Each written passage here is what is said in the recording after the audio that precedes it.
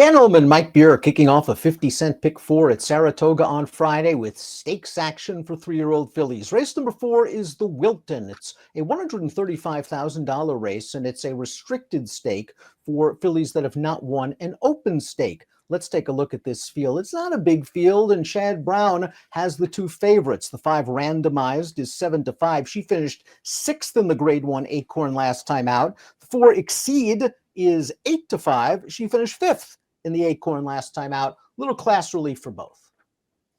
Yeah, big class relief for these two. Does seem like they're going to take, the bulk of the money in here, Dan. It's a really good spot, I guess you could say, for both of them. Listen, I strongly prefer one of the Chads to the other one in here, but it does seem like one of them is probably going to win this race when all is said and done. Pace could make the race in here a short field. We throw up the Timeform US pace projector, and you'll note in the little track profile in the top right that the Wilton is going to be run out of the chute. It's kind of a quirky configuration at Saratoga. It was reinstated last year after many years away. How advantageous is the inside, Mike? Because you make a pretty strong dog leg left after the first eighth of a mile or so. Yeah, it could be problematic if you have a far outside post. Luckily, for these fillies, it's only a 5-horse field. It's not really supposed to make a difference if you're breaking from the outside in this race. One thing that did seem to matter, though, in these races last year, speed was pretty good, especially early in the meet. And Unsung Melody should show speed. Not only has she shown speed in her sprint races, but now she's stretching out and likely facing softer fractions than the usual sprint splits. Unsung Melody should be able to get to the front. Let's talk a little bit about the number 1, Just Catherine, who returned off a 2.5-month break last time out. She caught a muddy track. She finished behind Sacred Wish. She was also facing some older horses. I'm still trying to figure out how good she is, although I was pretty impressed with her maiden score 3 starts back. That race was going 7/8 of a mile at Gulfstream. Yeah, it seemed like she just, sort of progressed from race to race up to that maiden win, 3 starts back then. She ran fine in there. They tried her in the Gulfstream Oaks in her next start. Listen, she was terrible in that race. The Gulfstream Oaks, to me, it's not my favorite race for 3-year-old fillies this year, and obviously she didn't run well in there. She did better last time. We'll see the replay of that in a couple of minutes. She tried really hard in there. She just wasn't quite good enough. Unsung Melody went gate to wire basically last time out in a first level allowance. She was more of a pace presser. That was at Ellis Park, and the fractions just weren't very fast that day. Timeform US has them color-coded blue. She sat right off the lead. She blasted on home. She's now won 2 of her last 3 starts. The question is distance. I think she has enough stamina on the bottom of her pedigree that if she gets the right race flow up front, she can last the mile. Yeah, I guess it's the main question with her is whether she'll stretch out effectively, and obviously making the lead in this race would go a long way to helping her chances. The 2 wins on her page so far, Dan, 2 races where she was basically in control up on the pace. So we'll see if she gets that position in this race. I actually feel like she's run pretty well in most of her starts, especially since her debut. I just feel like she happens to have landed in a pretty tough race here. The number 3 is Sacred Wish, going out for George Weaver. She ran second in the aforementioned Gulfstream Oaks. It was a really good first start going long for her and only her 3rd lifetime outing. She kind of bombed in the Black-Eyed Susan, but that was asking a lot, going 1 1/8, a race where she was in behind horses. I think you could give her a little bit of a mulligan for that. And here's her most recent start. She finishes 2nd. Just Catherine finishes 3rd. It's a muddy track. They both got wired. I think Sacred Wish might be a little bit better than she looks on paper.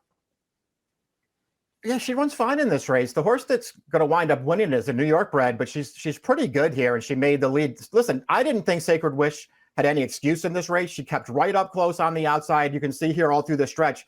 She's got a real shot at this thing, Dan. She's just going to get held off by the winner, but she's clearly second best. It was a pretty good performance. I'm with you. I thought her Gulfstream Oaks, again, I don't like that race overall. She ran pretty well in there. She got a wide trip in that race. Exceed is the one of the Browns. She is the number 4, and Flavian Pratt will take the mount. This is a Juddmonte homebred.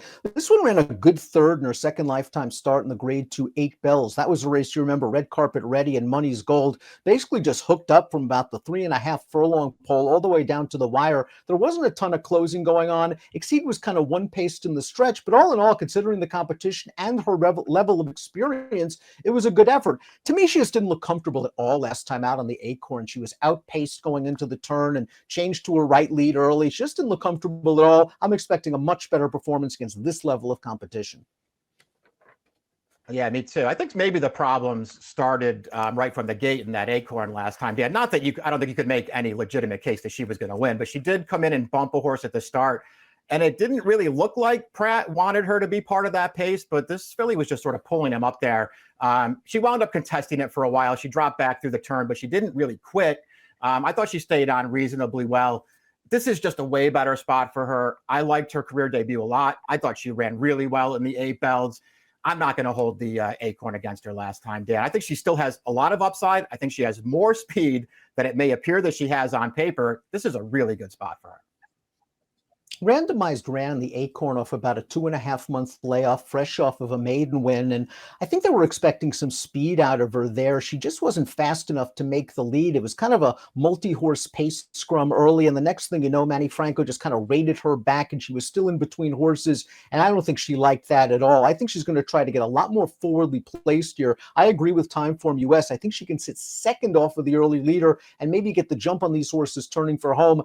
I still think there's a question as to or overall quality. We know Exceed is pretty good. I still don't think we know much about Randomized. That's how I feel about her too. That I think you're right. I think they're going to go forward with her in this race, and I think she's going to get a much better trip this time. I'm just still having a hard time deciding how good I think she is. She has the 92 buyer breaking her maiden back in March off the layoff, going this distance. It's a figure that just doesn't really make a lot of sense. It doesn't make a lot of sense for her. It makes no sense for the horse that was second to her in that race, Gifted, who we've seen, 4 or 5 other times on dirt and can't buy her out of the 60s. She's just not very good at all. She got an 82 in that race. This horse gets a 92. I don't know. I'm not buying into her yet. I get that she could be the horse to beat in here. I much prefer the other Chad horse. Well, let's take a look at our top picks as we kick off a 50-cent pick 4 in the Wilton. Mike's going Exceed. I'm going Randomized. We're both going with the Chad Brown train runner. Exceed looked very good in the 8 bells, Mike. You think she has a lot more pace? I think she could probably sit into a really candy trip behind the 2 and the 5. Yeah, I don't think the trip will be the excuse for her here, Dan. I guess she does have something to prove in this race, to see how good she actually is. But I think there's a lot of upside here. I just trust her a little bit more than I trust Randomized, but I think one of them will probably win. I read Road, the mile shoot, very well last year at Saratoga, and Randomized showed speed. Mike said that had a little bit of an edge last year. Maybe Randomized gets the jump on Exceed, turning for home, and the 2 Chad fillies put on a show. 4-5-2-3 for Mike, 5-4-2-3 for me. It's the Wilton. There are 2 stakes at the Spa on Friday. Good luck.